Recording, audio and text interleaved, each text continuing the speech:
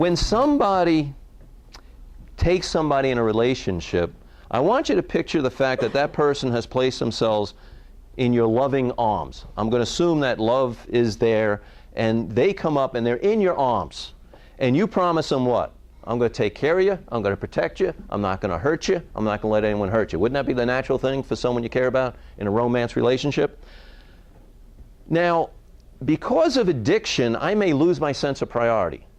And because I lose my sense of priority, all of a sudden I forget what I'm really doing, and I let my arms down. If somebody was in my arms, I let my arms down, would they not follow gravity and bounce off the floor? I would think so. Okay? So now that I took this person that I care about and cares about me and dropped them on their head on the floor because I saw a blinking sign over here in the window that said Budweiser. So after I came back from Budweisering and Dee's on the floor, I say to her, what? What do I say to her? I've just dropped her on her head because I had to have a beer or a joint. What do I say to her when I realize? Would I know that I hurt her? Absolutely. What would I say to her? Sorry? Oh, Dee, I'm sorry. I'm so sorry. I'm sorry. What? I'm sorry. I won't do it again. I don't know how it happened. I'm sorry. I'm sorry. I'm sorry. So what do? I get her to agree to what? Get back in my arms again. Why? Because I need her. I need this person in my arms. I need the comfort, understanding, support, sympathy, security, acknowledgement, sympathy, empathy, maybe a shoulder to cry on. I need this person. If I didn't, I'd walk away. I wouldn't care. Right? So this person gets back in my arms. Why? Do they trust me? Do they trust I'm not going to drop them on their head again? What do they have? They have hope. I'm not going to drop them again. So what happens is this person is now in my arms, but they don't trust me, but they're hoping. And the next thing you know, after maybe 3 months, maybe 3 years, I don't know how long it takes, but after a period of time, all of a sudden, I don't know, some guy gives me a call, and next thing I know something about Garcia and stuff like that, and I've did it again, and I went over here, and I met with some dudes, and I did a doobie or two, and I come back here after reeferizing, and what did I do to Dee? She's on the floor again, right? So what am I going to do? I'm sorry. I'm really sorry, right? And I'm going to say, I'm so sorry.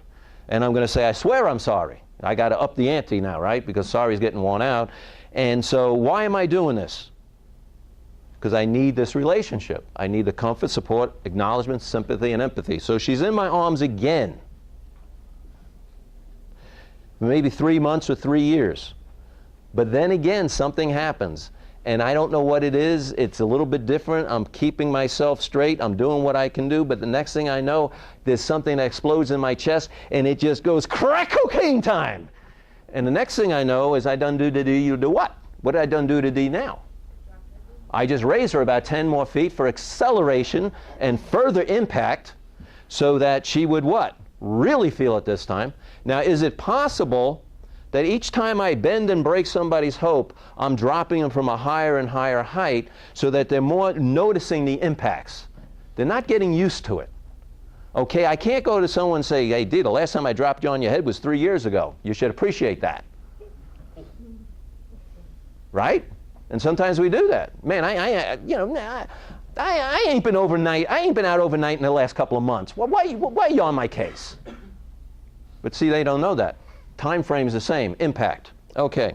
Now there's a possibility when I go down to Dee, because I want her in my arms again, and I start to approach her, and I say, hey, Dee, and she's ignoring me, and she's not getting my arms. She's staying on the floor. She's not getting up. I don't understand this. I'm doing everything I can to wooze her back into my arms, but she's staying down there. In fact, she says things like this.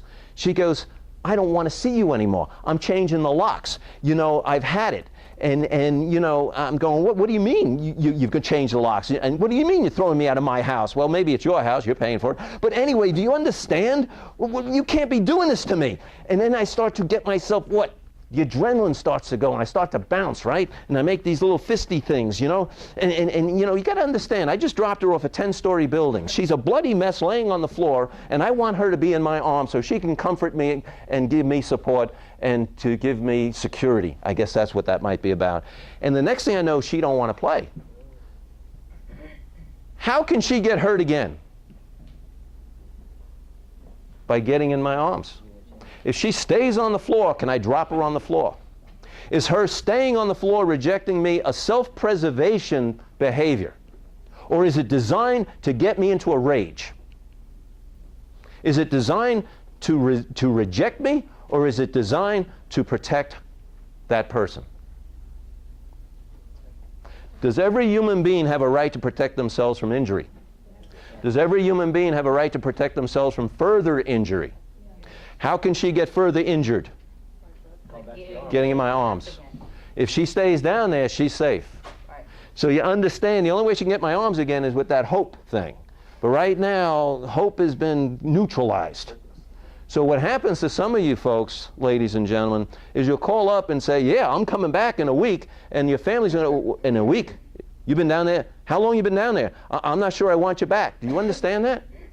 That rips your guts out, but you need to understand where it's coming from. They're not doing that to hurt you. They're doing that to protect themselves. And it's so important to know that, because we don't handle rejection well.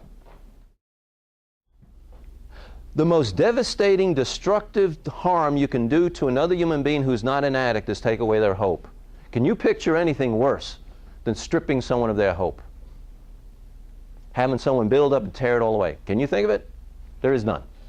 For an addict or an alcoholic, the most devastating emotion they can experience is rejection. Can a stranger on the street reject you?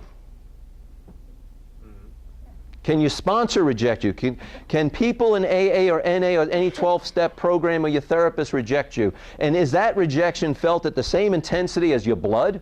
No. Or someone that you've shared a lot of history with? Absolutely not. So the only people that can hurt you through rejection are the people you're closest to. You understand that? That's what makes AA and NA and the 12-step program so safe. You cannot really get that close, blood close, where if something goes wrong in that relationship, that you're going to think about killing them or yourself, because that's how sometimes we feel when the closest relationships in our lives become compromised. Yes or no? Yes. Makes sense? All right. So, to weave it together a little bit tighter, I want you to think about it like this. There's something going on as a direct result of addiction that is not completely addressed for a very long time. I already told you that trust is going to take at least a year. For trust to come into your lives, this is how trust is built back. You have to be accountable, reliable, dependable, courteous, and kind for that entire year. What that simply means is that when you leave, you're going to tell them where you're going. I'm going to Bob's house, and after Bob's house, we're going to go to a meeting. And after the meeting, we need to go over to, whatever we're going to do.